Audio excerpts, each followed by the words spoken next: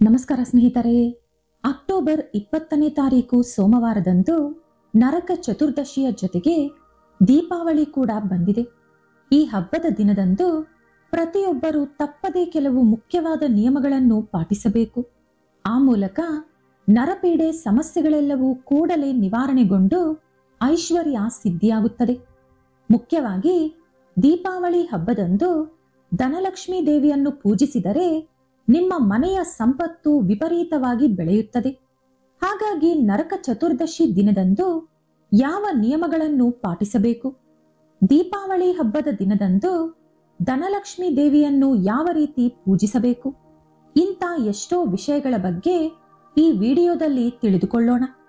ಆದರೆ ಅದಕ್ಕೂ ಮುಂಚೆ ನೀವಿನ್ನೂ ನಮ್ಮ ಚಾನೆಲ್ ಅನ್ನು ಸಬ್ಸ್ಕ್ರೈಬ್ ಮಾಡ್ಕೊಂಡಿಲ್ಲ ಅಂದ್ರೆ ಖಂಡಿತ ಈಗಲೇ ಸಬ್ಸ್ಕ್ರೈಬ್ ಮಾಡ್ಕೊಳ್ಳಿ. ಹಾಗೆ ಈ ವಿಡಿಯೋ ಇಷ್ಟ ಆದ್ರೆ ಮರಿದೇ ಒಂದು ಲೈಕ್ ಕೊಡಿ. ಅಕ್ಟೋಬರ್ 19ನೇ ತಾರೀಕು ಭಾನುವಾರ ಮಧ್ಯಾಹ್ನ 1:50 ಚತುರ್ದಶಿ ತಿಥಿ ಶುರುವಾಗಿ ಅಕ್ಟೋಬರ್ 20ನೇ ತಾರೀಕು ಸೋಮವಾರ ಮಧ್ಯಾಹ್ನ 3:45 ಇರುತ್ತದೆ. ಹಾಗಾಗಿ ನಾವು ಶಾಸ್ತ್ರಗಳ ಪ್ರಕಾರ ಅಕ್ಟೋಬರ್ 20ನೇ ತಾರೀಕು ಸೋಮವಾರದಂದು ನರಕ ಚತುರ್ದಶಿ ಆಚರಿಸಬೇಕು. ಈ ನರಕ ಚತುರ್ದಶಿಯ ದಿನದಂದು ಪ್ರತಿಯೊಬ್ಬರೂ ತಪ್ಪದೆ ಅಭ್ಯಂಗನ ಸ್ನಾನ ಮಾಡಬೇಕು. ಅದೇ ರೀತಿ ಅಕ್ಟೋಬರ್ 20ನೇ ತಾರೀಕು ಸೋಮವಾರ ಮಧ್ಯಾಹ್ನದಿಂದ ಅಮಾವಾಸ್ಯೆ ತಿಥಿ ಕೂಡ ಶುರುವಾಗುತ್ತಿದೆ. ಹಾಗಾಗಿ ದೀಪಾವಳಿ ಹಬ್ಬವನ್ನು ಕೂಡ ಇದೇ ದಿನದಂದು ಆಚರಿಸಬಹುದು. ಹಾಗಾಗಿ ಅಕ್ಟೋಬರ್ 20ನೇ ತಾರೀಕು ಸೋಮವಾರದಂದು ನರಕ ಚತುರ್ದಶಿಯ ಜೊತೆಗೆ ದೀಪಾವಳಿ ಹಬ್ಬ ಎರಡನ್ನೂ ಕೂಡ ಆಚರಿಸಬಹುದು. ಅಥವಾ ಮಂಗಳವಾರದಂದು ಪ್ರತ್ಯೇಕವಾಗಿ ಲಕ್ಷ್ಮೀ ಪೂಜೆಯನ್ನು ಮಾಡಿಕೊಳ್ಳಬಹುದು.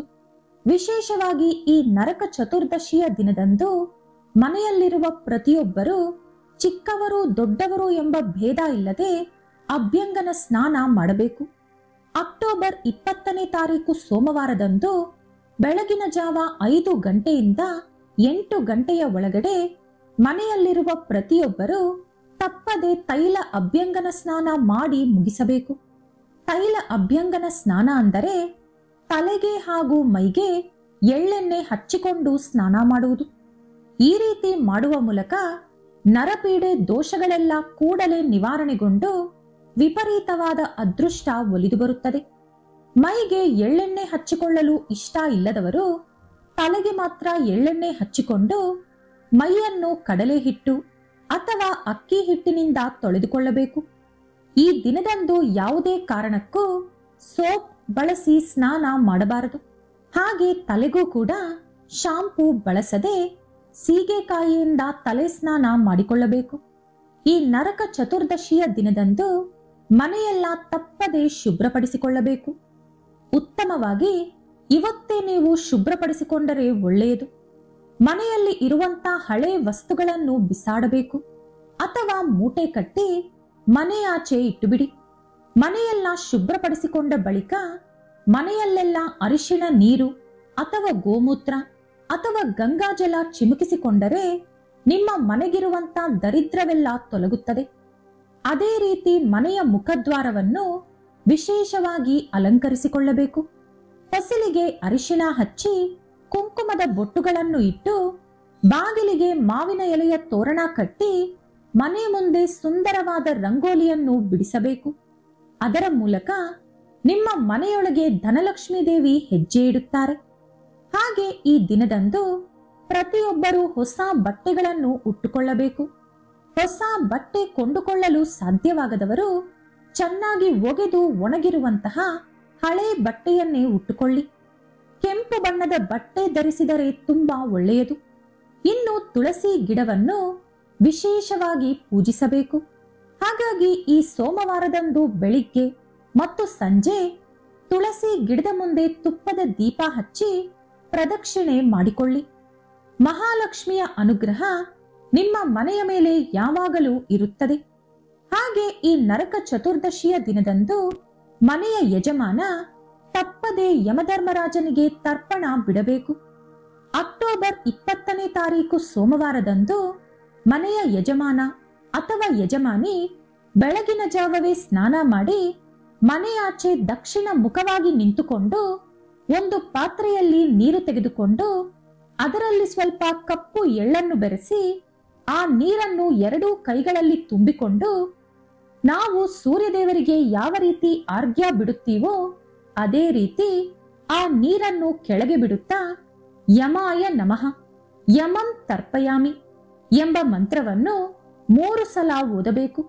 ಈ ರೀತಿ ಯಮಧರ್ಮರಾಜನಿಗೆ ತರ್ಪಣ ಬಿಟ್ಟರೆ ಭವಿಷ್ಯತ್ತಿನಲ್ಲಿ ವಾಹನ ಅಪಘಾತಗಳು ನಡೆಯದೆ ಮೃತ್ಯು ದೋಷಗಳು ಇದ್ದರೆ ಅದು ಕೂಡ ನಿವಾರಣೆಗೊಂಡು ನಿಮ್ಮ ಕುಟುಂಬದ ಆಯಸ್ಸು ಹೆಚ್ಚಾಗುತ್ತದೆ ಎಂದು ಶಾಸ್ತ್ರಗಳು ಹೇಳಿವೆ. ಹಾಗಾಗಿ ಈ ನರಕ ಚತುರ್ದಶಿ ದಿನದಂದು ಪ್ರತಿಯೊಬ್ಬರು ತಪ್ಪದೆ ಉದ್ದಿನಬೇಳೆ ಅಥವಾ ಉದ್ದಿನ ಕಾಳಿನಿಂದ ತಯಾರಿಸಿದ ಆಹಾರ ಪದಾರ್ಥಗಳನ್ನು ತಿನ್ನಬೇಕು. ಆ ಮೂಲಕ ರಾಹು ದೋಷಗಳು ನಿವಾರಣೆಯಾಗುತ್ತದೆ. ಹಾಗೆ ಒಳ್ಳೆ ಆರೋಗ್ಯ ಕೂಡ ಪ್ರಾಪ್ತಿಯಾಗುತ್ತದೆ ಎಂದು ಲಿಂಗ ಪುರಾಣದಲ್ಲಿ ಹೇಳಲಾಗಿದೆ. ಹಾಗೆ ಸೋಮವಾರ ಬೆಳಗಿನ ಜಾವವೇ ಪ್ರತಿಯೊಬ್ಬರು ತಪ್ಪದೆ ಎಳ್ಳೆಣ್ಣೆಯಿಂದ ಲಕ್ಷ್ಮೀ ದೇವಿಗೆ ದೀಪಾರಾಧನೆ ಮಾಡಿ ಒಂದು ಚಿಕ್ಕ ಬೆಲ್ಲದ ತುಂಡನ್ನು ನೈವೇದ್ಯವಾಗಿ ಸಮರ್ಪಿಸಬೇಕು. ಈ ನರಕ ಚತುರ್ದಶಿಯನ್ನು ಪ್ರೇತ ಚತುರ್ದಶಿ ಅಂತ ಕೂಡ ಕರೆಯುತ್ತಾರೆ. ಅಂದರೆ ಈ ನರಕ ಚತುರ್ದಶಿಯ ದಿನದಂದು ನಮ್ಮ ಪಿತೃ ದೇವತೆಗಳೆಲ್ಲರೂ ಕೂಡ ಭೂಲೋಕಕ್ಕೆ ಬರುತ್ತಾರಂತೆ. ಹಾಗಾಗಿ ನಿಮ್ಮ ಪಿತೃ ದೇವತೆಗಳ ಆಶೀರ್ವಾದ ಪಡೆಯಬೇಕು ಅಂದರೆ ಈ ನರಕ ಚತುರ್ದಶಿಯಂದು ನಿಮ್ಮ ಮನೆ ಬಾಗಿಲಿನ ಮುಂದೆ ದಕ್ಷಿಣ ದಿಕ್ಕಿಗೆ ಮುಖ ಮಾಡಿದಂತೆ ಎಳ್ಳೆಣ್ಣೆಯಿಂದ ಒಂದು ದೀಪ ಹಚ್ಚಿ ನಿಮ್ಮ ಪಿತೃ ದೇವತೆಗಳನ್ನು ಮನಸ್ಸಿನಲ್ಲಿ ನೆನೆಸಿಕೊಂಡು ನಮಸ್ಕಾರ ಮಾಡಿಕೊಳ್ಳಿ. ನಿಮ್ಮ ಕುಟುಂಬಕ್ಕೆ ಇರುವಂತ ಪಿತೃ ದೋಷಗಳೆಲ್ಲವೂ ನಿವಾರಣೆಗೊಂಡು ಕೆಲವು ತಲೆಮಾರುಗಳವರೆಗೂ ಕರಗದಿರುವಂತ ಐಶ್ವರ್ಯ ನಿಮಗೆ ಸಿದ್ಧಿಯಾಗುತ್ತದೆ. ಈ ರೀತಿ ಅಕ್ಟೋಬರ್ 20ನೇ ತಾರೀಕಿನಂದು ಬೆಳಿಗ್ಗೆ ನರಕ ಚತುರ್ದಶಿ ನಿಯಮಗಳನ್ನು ಪಾಟಿಸಬೇಕು. ಇನ್ನು ಸಂಜೆ ಅಮಾವಾಸ್ಯೆ ಶುರುವಾಗುವುದರಿಂದ ಬೇಕಿದ್ದರೆ ಸಂಜೆನೆ ನೀವು ದೀಪಾವಳಿ ಹಬ್ಬ ಕೂಡ ಮಾಡಿ ಮುಗಿಸಿಕೊಳ್ಳಬಹುದು. ಏಕೆಂದರೆ ತುಂಬಾ ಜನ ಹಬ್ಬಕ್ಕೆ ಬೇರೆ ಊರುಗಳಿಗೆ ಹೋಗ್ತಾರೆ ಅಥವಾ ಕೆಲಸಗಳಿಗೆ ಹೋಗುವವರು ಇರ್ತಾರೆ. ಅಂತವರು ನಾಳೆನೆ 2 ಹಬ್ಬಗಳನ್ನು ನಿಮ್ಮ ಮನೆಯಲ್ಲಿ ಆಚರಿಸಿ ಹೋಗಬಹುದು. ಒಂದು ವೇಳೆ ನಿಮಗೆ ಫ್ರೀ ಇದ್ದರೆ ಅಥವಾ ನೀವು ಮನೆಯಲ್ಲೇ ಇರುವವರಾದರೆ ಅಮಾವಾಸ್ಯೆ ದಿನ ಲಕ್ಷ್ಮೀ ಪೂಜೆ ಮಾಡಿದರೆ ಅತಿ ಶ್ರೇಷ್ಠ. ದೀಪಾವಳಿ ಮುಗಿಯುವವರೆಗೂ ಕೂಡ ಪ್ರತಿದಿನ ಲಕ್ಷ್ಮೀ ಪೂಜೆ ತಪ್ಪದೆ ಮಾಡಬೇಕು. ಹಾಗಾಗಿ ನಾಳೆ ನಾಳಿದ್ದು 2 ದಿನ ಕೂಡ ಲಕ್ಷ್ಮೀ ಪೂಜೆ ಮಾಡಿಕೊಳ್ಳಬಹುದು. ಇನ್ನು ನಾಳೆ ಸಂಜೆನೆ ದೀಪಾವಳಿ ಮಾಡುವವರು ನಾಳೆ ಅಮಾವಾಸ್ಯೆ ಶುರುವಾದ ಸಮಯದಲ್ಲಿ ಅಂದರೆ ನಾಳೆ ಸಂಜೆ ನೀರಿನಲ್ಲಿ ಸ್ವಲ್ಪ ಮೊಸರು ಬೆರೆಸಿಕೊಂಡು ಸ್ನಾನ ಮಾಡಬೇಕು. ಈ ರೀತಿ ಮಾಡಿದರೆ ವಿಪರೀತವಾದ ಲಕ್ಷ್ಮೀ ಕಟಾಕ್ಷ ಪ್ರಾಪ್ತಿಯಾಗುತ್ತದೆ.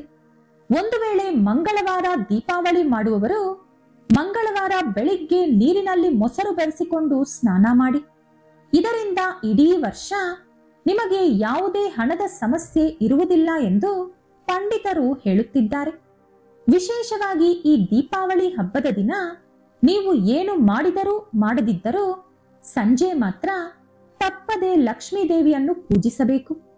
ದೀಪಾವಳಿ ದಿನದಂದು ಲಕ್ಷ್ಮೀ ದೇವಿಯನ್ನು ಪೂಜಿಸಿದರೆ ಅತಿ ಬೇಗನೆ ಅವರ ಆಶೀರ್ವಾದ ನಿಮಗೆ ಸಿಗುತ್ತದೆ.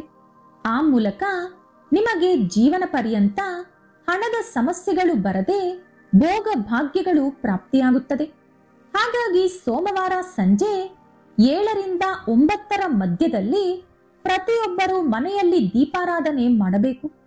ನಿಮ್ಮ ದೇವರ ಮನೆಯಲ್ಲಿ ಇರುವ ಲಕ್ಷ್ಮೀ ದೇವಿಯನ್ನು ಗುಲಾಬಿ ಹೂವುಗಳಿಂದ ಅಲಂಕರಿಸಿ ಎಳ್ಳೆಣ್ಣೆ ಅಥವಾ ಹಸು ತುಪ್ಪದಿಂದ ದೀಪ ಹಚ್ಚಬೇಕು.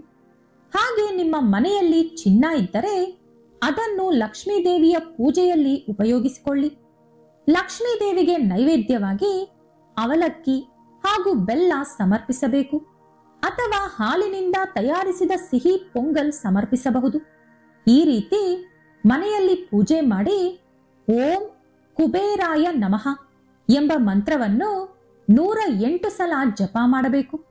ಇದರಿಂದ ಕುಬೇರನ ಅನುಗ್ರಹದಿಂದ ನಿಮ್ಮ ಮನೆಯೊಳಗೆ ಹಣ ವಿಪರೀತವಾಗಿ ಬೆಳೆಯುತ್ತದೆ. ಅನಗತ್ಯ ಖರ್ಚುಗಳೆಲ್ಲವೂ ಕಡಿಮೆಯಾಗಿ ನಿಮ್ಮ ಸಂಪತ್ತು ಹೆಚ್ಚಾಗುತ್ತದೆ. ಹಾಗೆ ನಾಳೆ ಸಂಜೆ ಶ್ರೀ ಸೂಕ್ತಂ ಓದಬೇಕು. ಇದರಿಂದ ಲಕ್ಷ್ಮೀದೇವಿಯ ಆಶೀರ್ವಾದ ಸಿಗುತ್ತದೆ. ಕಡು ಬಡತನದಿಂದ ಬಾಧೆ ಪಡುವವರು ಈ ದೀಪಾವಳಿ ಹಬ್ಬದಂದು 11 ಗೋಮತಿ ಚಕ್ರಗಳನ್ನು ಮನೆಗೆ ತಂದು ಲಕ್ಷ್ಮೀದೇವಿ ಪೂಜೆಯಲ್ಲಿ ಬಳಸಬೇಕು. ಪೂಜೆ ಮುಗಿದ ಮೇಲೆ ಒಂದು ಕೆಂಪು ಬಟ್ಟೆಯಲ್ಲಿ ಈ 11 ಗೋಮತಿ ಚಕ್ರಗಳನ್ನು ಇಟ್ಟು ಗಂಟು ಕಟ್ಟಿ ನಿಮ್ಮ ಬೀರೋ ಒಳಗಡೆ ಇಟ್ಟುಕೊಳ್ಳಿ. ನಿಮ್ಮ ಮನೆಗೆ ಇರುವ ಹಣದ ಸಮಸ್ಯೆಗಳೆಲ್ಲವೂ ಬಗೆಹರಿದು ನಿಮ್ಮ ಮನೆಯ ಧನ ಪ್ರವಾಹ ಹೆಚ್ಚಾಗುತ್ತದೆ. ಒಂದು ವೇಳೆ ನಿಮ್ಮ ಮನೆಯಲ್ಲಿ ಇದಾಗಲೇ ಗೋಮತಿ ಚಕ್ರಗಳು ಇದ್ದರೆ ಅದನ್ನೇ ಚೆನ್ನಾಗಿ ತೊಳೆದು ಪೂಜೆಯಲ್ಲಿ ಉಪಯೋಗಿಸಿಕೊಳ್ಳಿ. ಹಾಗೆ ದೀಪಾವಳಿ ಹಬ್ಬದ ಸಂದರ್ಭವಾಗಿ ನಿಮ್ಮ ಮನೆ ಮುಂದೆ 2 ದೀಪಗಳನ್ನು ಹಚ್ಚಬೇಕು. ವಿಶೇಷವಾಗಿ ದೀಪಾವಳಿ ಹಬ್ಬದಂದು ಪ್ರತಿಯೊಬ್ಬರು ಗೋಧಿ ದೀಪ ಹಚ್ಚಿದರೆ ತುಂಬಾ ಒಳ್ಳೆಯದು. ದೀಪಾವಳಿ ಹಬ್ಬದಂದು ಯಾರು ಗೋಧಿ ದೀಪ ಹಚ್ಚುತ್ತಾರೋ ಅವರ ಮನೆಯಲ್ಲಿ ಲಕ್ಷ್ಮೀದೇವಿ ತಾಂಡವವಾಡುತ್ತಾಳೆ. ಹಾಗಾಗಿ ಸೋಮವಾರ ರಾತ್ರಿ ಸಮಯದಲ್ಲಿ ನಿಮ್ಮ ಮನೆ ಮುಂದೆ ಒಂದು ಬಾಳೆ ಎಲೆ ಹಾಕಿ ಅದರ ಮೇಲೆ ಸ್ವಲ್ಪ ಗೋಧಿ ಹಾಕಿ ಅದರ ಮೇಲೆ ಒಂದು ಮಣ್ಣಿನ ದೀಪ ಇಟ್ಟು ಸ್ವಲ್ಪ ಎಳ್ಳೆಣ್ಣೆ ಹಾಕಿ ದೀಪ ಹಚ್ಚಬೇಕು. ಇದನ್ನೇ ಗೋಧಿ ದೀಪ ಎಂದು ಕರೆಯುತ್ತಾರೆ. ಇದನ್ನು ನಿಮ್ಮ ಮನೆ ಮುಖದ್ವಾರದ ಬಲಗಡೆ ಹಚ್ಚಬೇಕು. ಇದು ಹಚ್ಚಿದರೂ ಕೂಡ ನಿಮ್ಮ ಮನೆ ಬಾಗಿಲಿನ ಮುಂದೆ 2 ದೀಪಗಳನ್ನು ಹಚ್ಚಿ ಇಡಬೇಕು. ಈ ಗೋಧಿ ದೀಪ ತುಂಬಾ ಹೆಚ್ಚು ಸಮಯ ಉರಿಯುವಂತೆ ನೋಡಿಕೊಳ್ಳಿ. ರಾತ್ರಿಯೆಲ್ಲ ಉರಿದರೆ ತುಂಬಾ ಒಳ್ಳೆಯದು. ನೀವು ಲಕ್ಷ್ಮೀ ಪೂಜೆ ಮಂಗಳವಾರ ಮಾಡಿದರೂ ಕೂಡ ಈ ಗೋಧಿ ದೀಪ ಮಾತ್ರ ನಾಳೆ ಸಂಜೆನೆ ಹಚ್ಚಬೇಕು. ಏಕೆಂದರೆ ಮಂಗಳವಾರ ಸಂಜೆ ಅಮಾವಾಸ್ಯೆ ಮುಗಿದು ಹೋಗುತ್ತದೆ. ಗೋಧಿ ದೀಪ ಹಚ್ಚಿದರೆ ಮಹಾಲಕ್ಷ್ಮಿ ಬೇಗನೆ ನಿಮ್ಮ ಮನೆಗೆ ಬರುತ್ತಾಳೆ. ದೀಪ ಆರಿದ ಮೇಲೆ ಗೋಧಿಯನ್ನು ತೆಗೆದು ಯಾರೂ ತುಳಿಯದ ಪ್ರದೇಶದಲ್ಲಿ ಎಸೆದು ಬಿಡಿ. ಅಥವಾ ಹಸುಗಾದರೂ ಕೊಡಬಹುದು, ಅಥವಾ ಹರಿಯುವ ನೀರಿನಲ್ಲಾದರೂ ಬಿಡಬಹುದು. ಹಾಗೆ ದೀಪಾವಳಿ ಹಬ್ಬದ ದಿನದಂದು ಗೋಮಾತೆಯನ್ನು ಪೂಜಿಸಿದರೆ ಕೋಟಿ ಜನ್ಮಗಳ ಪುಣ್ಯಫಲ ಲಭಿಸುತ್ತದೆ. ಗೋಮಾತೆಗೆ 2 ಬಾಳೆಹಣ್ಣುಗಳನ್ನು ತಿನ್ನಿಸಿ ನಮಸ್ಕಾರ ಮಾಡಿಕೊಂಡರೆ ನೀವು ಬೇಡಿದ ಎಲ್ಲಾ ಕೋರಿಕೆಗಳು ಖಂಡಿತ ಈಡೇರುತ್ತದೆ. ಅದೇ ರೀತಿ ನಾಳೆ ಒಂದು ಹೊಸ ಪೊರಕೆಯನ್ನು ಕೊಂಡುಕೊಂಡು ಬಂದು ನಾಳೆ ಮಧ್ಯರಾತ್ರಿ 12 ಗಂಟೆ ಸಮಯದಲ್ಲಿ ಆ ಪೊರಕೆಯಿಂದ ಮನೆಯೆಲ್ಲ ಗುಡಿಸಿ ಸ್ವಲ್ಪ ಕಲ್ಲುಪ್ಪು ಬೆರೆಸಿದ ನೀರಿಂದ ಮನೆಯೆಲ್ಲ ಒರೆಸಿಕೊಂಡರೆ ನಿಮ್ಮ ಮನೆಯಲ್ಲಿರುವ ದರಿದ್ರ ದೇವತೆ ಕೂಡಲೇ ಹೊರಗಡೆ ಹೊರಟು ಹೋಗಿ ಅಪಾರವಾದ ಸಂಪತ್ತು ಹಾಗೂ ಕನಕ ವರ್ಷ ಸುರಿಸುತ್ತಾ ಲಕ್ಷ್ಮೀದೇವಿ ಆ ಮಧ್ಯರಾತ್ರಿಯೇ ನಿಮ್ಮ ಮನೆಯೊಳಗೆ ಹೆಜ್ಜೆ ಇಡುತ್ತಾಳೆ. ದೀಪಾವಳಿ ಹಬ್ಬದಂದು ಪೊರಕೆ ಕೊಂಡುಕೊಂಡರೆ ನಿಮ್ಮ ಮನೆಗಿರುವ ಬಡತನ ಕೂಡಲೇ ನಿವಾರಣೆಯಾಗುತ್ತದೆ. ಆರ್ಥಿಕವಾಗಿ ಒಳ್ಳೆ ಲಾಭ ಬರುತ್ತದೆ. ಇನ್ನು ಯಾರಾದರೂ ವಿಪರೀತವಾದ ಸಾಲದ ಸಮಸ್ಯೆಯಿಂದ ನರಳುತ್ತಿದ್ದರೆ ಅಂತವರು ನಾಳೆ ಸಂಜೆ ಅಥವಾ ನಾಳಿದ್ದು ಬೆಳಿಗ್ಗೆ ಅಮಾವಾಸ್ಯೆ ತಿಥಿ ಮುಗಿಯುವುದರ ಒಳಗಡೆ ಋಣ ವಿಮೋಚಕ ಗಣೇಶ ಸ್ತೋತ್ರವನ್ನು ಮನೆಯಲ್ಲಿ ಓದಬೇಕು. ಇದರಿಂದ ನಿಮ್ಮ ಸಾಲದ ಸಮಸ್ಯೆಗಳು ಕೂಡಲೇ ಬಗೆಹರಿಯುತ್ತದೆ. ಲಕ್ಷ್ಮೀ ದೇವಿಯ ಅನುಗ್ರಹದಿಂದ ಬೇಗನೆ ಶ್ರೀಮಂತರಾಗಬೇಕು ಅಂದುಕೊಳ್ಳುವವರು ಅಮಾವಾಸ್ಯೆ ತಿಥಿ ಇರುವ ಸಮಯದಲ್ಲಿ ಒಂದು ಶ್ರೀ ಯಂತ್ರವನ್ನು ಮನೆಗೆ ತಂದುಕೊಂಡು ನಿಮ್ಮ ದೇವರ ಮನೆಯಲ್ಲಿ ಇಟ್ಟುಕೊಳ್ಳಿ. ಒಂದು ವೇಳೆ ಇದಾಗಲೇ ನಿಮ್ಮ ಮನೆಯಲ್ಲಿ ಶ್ರೀಯಂತ್ರ ಇದ್ದರೆ ಅದನ್ನು ಭಕ್ತಿಯಿಂದ ಪೂಜಿಸಿ. ನಾಳೆ ಹಾಗೂ ನಾಳಿದ್ದು ಯಾವ ಪರಿಸ್ಥಿತಿಯಲ್ಲೂ ಮಾಂಸಾಹಾರ ತಿನ್ನಬಾರದು, ಮೊಟ್ಟೆ ಕೂಡ ತಿನ್ನಬಾರದು, ಕೂದಲು ಕತ್ತರಿಸಬಾರದು, ಉಗುರು ಕತ್ತರಿಸಬಾರದು, ಹಾಗೆ ಕಪ್ಪು ಬಟ್ಟೆಗಳನ್ನು ಕೂಡ ಧರಿಸಬಾರದು. ಈ ನಿಯಮಗಳನ್ನು ಪಾಟಿಸುತ್ತಾ ದೀಪಾವಳಿ ಮತ್ತು ನರಕ ಚತುರ್ದಶಿ ಆಚರಿಸಿದರೆ ಲಕ್ಷ್ಮೀ ಕಟಾಕ್ಷದಿಂದ ಬೇಗನೆ ಶ್ರೀಮಂತರಾಗುತ್ತೀರಿ. ಈ ವಿಡಿಯೋ ಇಷ್ಟ ಆದ್ರೆ ಲೈಕ್ ಮಾಡಿ, ಶೇರ್ ಮಾಡಿ. ಇಂತಹ ಹೆಚ್ಚಿನ ಉತ್ತಮ ಮಾಹಿತಿಗಳಿಗಾಗಿ ತಪ್ಪದೆ ನಮ್ಮ ಚಾನೆಲ್ ಅನ್ನು ಸಬ್ಸ್ಕ್ರೈಬ್ ಮಾಡಿಕೊಳ್ಳಿ. ನಾಳೆ ಮತ್ತೊಂದು ವಿಡಿಯೋದೊಂದಿಗೆ ಪುನಃ ಭೇಟಿಯಾಗೋಣ. ಧನ್ಯವಾದಗಳು.